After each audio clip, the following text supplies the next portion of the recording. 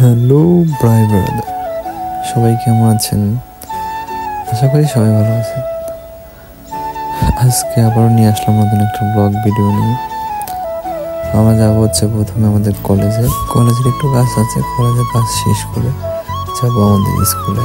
So সাথে থাকবেন, দেখে থাকবেন।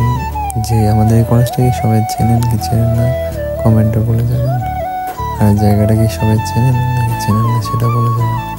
সো আমি আর আমার ভাইনা যাচ্ছি কলেজে। সো সাথে থাকবেন, দেখবেন আর এনজয় করবেন। এটা হচ্ছে আমাদের সরকারি কলেজ, প্যারা সরকারি কলেজ।